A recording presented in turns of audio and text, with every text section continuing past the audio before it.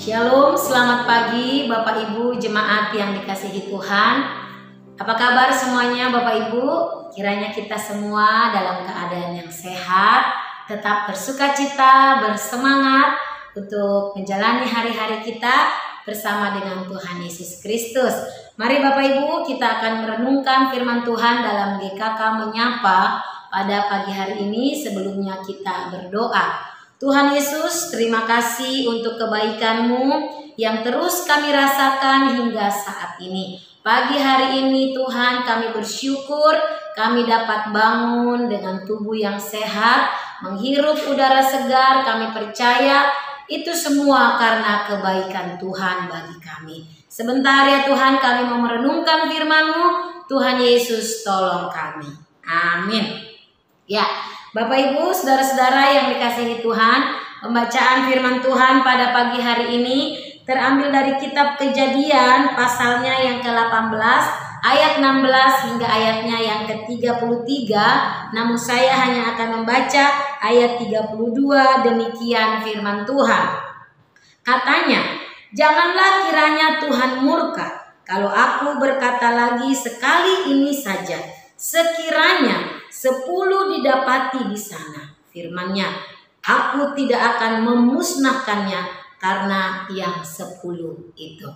Ya, Bapak Ibu, saudara-saudara yang dikasihi Tuhan, naik banding biasanya dilakukan oleh pihak yang merasa tidak puas dengan putusan pengadilan yang dijatuhkan. Itu yang biasa terjadi dalam dunia pengadilan, ya. Nah, dalam perikop ini Abraham terlihat sedang naik banding terhadap keputusan pengadilan Tuhan. Sodom dan Gomora begitu bobrok dan rusak moral dan penuh dengan kejahatan yang sangat luar biasa. Dikatakan keluh kesah kota ini telah sampai kepada telinga Allah. Kalau kita lihat di dalam ayat yang ke-21. "Baiklah aku turun untuk melihat apakah benar-benar mereka telah berkelakuan seperti keluh kesah orang yang telah sampai kepadaku."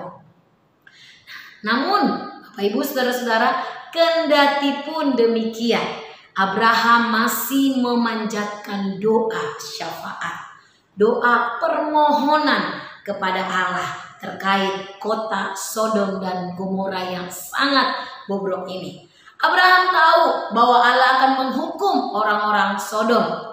Namun pertanyaannya adalah, apakah Tuhan akan menghukum orang benar bersama dengan orang fasik? Itulah pertanyaan yang diungkapkan oleh Abraham, dan itu terlihat di dalam ayat 23. Abraham datang mendekat dan berkata, "Apakah engkau akan melenyapkan orang benar bersama-sama dengan orang fasik?" Abraham kemudian tawar-menawar kepada Tuhan dengan menyodorkan 50 orang benar. Jika ada 50 orang benar, sampai kepada 45, 40, 30, 20. Jawaban Tuhan adalah Tuhan tidak akan membinasakan kota Sodom jikalau ada sejumlah yang disebutkan Abraham itu ada di dalam kota itu, orang benar itu ditemukan.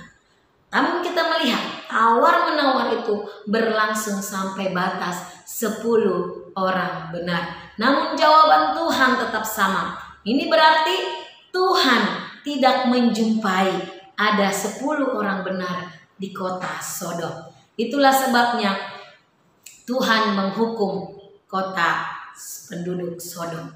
Bapak Ibu saudara-saudara yang dikasihi Tuhan, angka 50, 45, 30, 20 dan terakhir sampai 10 orang percaya yang menjadi titik negosiasi antara Abraham dengan Allah tersebut sesungguhnya bukan menjadi inti perhatian daripada nats perikop yang kita baca ini.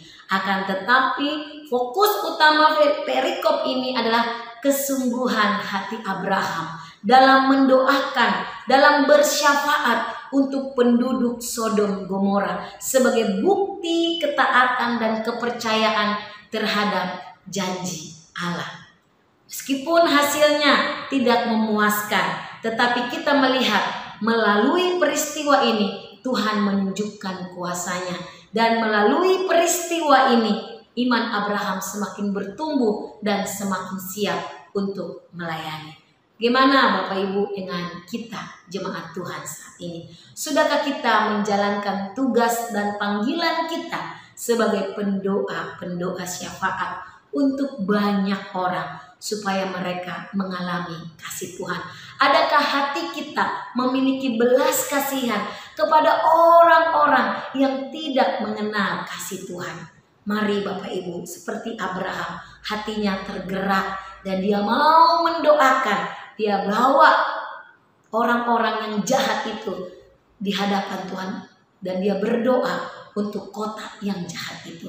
Bagaimana dengan kita Bapak Ibu, saudara-saudara yang dikasihi Tuhan?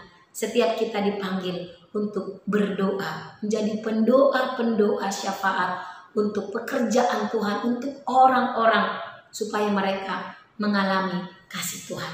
Sudahkah kita mendoakan? Mari setidaknya kita bisa memulai dari keluarga kita yang belum percaya kepada Tuhan, yang hidupnya jauh daripada Tuhan. Supaya setiap keluarga kita yang belum mengalami kasih Tuhan, kita doakan supaya mereka diselamatkan oleh Tuhan, mengalami kasih Tuhan melalui pelayanan doa yang kita lakukan. Dan kepada keluarga kita yang mungkin sudah percaya, kita juga boleh mendoakan mereka supaya tetap memelihara iman mereka di hadapan Tuhan. Mari Bapak Ibu, kita senantiasa memiliki hati yang tulus untuk menaikkan doa dan permohonan kita, syafaat kita di hadapan Tuhan. Dan kita tetap yakin bahwa Tuhan mendengar, menjawab setiap doa kita sesuai dengan kehendak dan kuasanya Tuhan.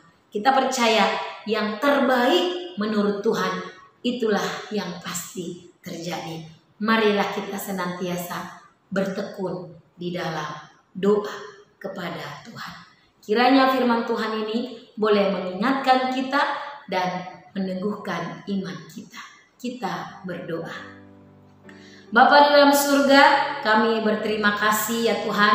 Pagi hari ini kembali kami merenungkan firman-Mu dan kami boleh diingatkan melalui pembacaan firman ini. Biarlah sebagai orang percaya, orang beriman, kami juga memiliki hati untuk boleh terlibat di dalam pelayanan doa ya Tuhan.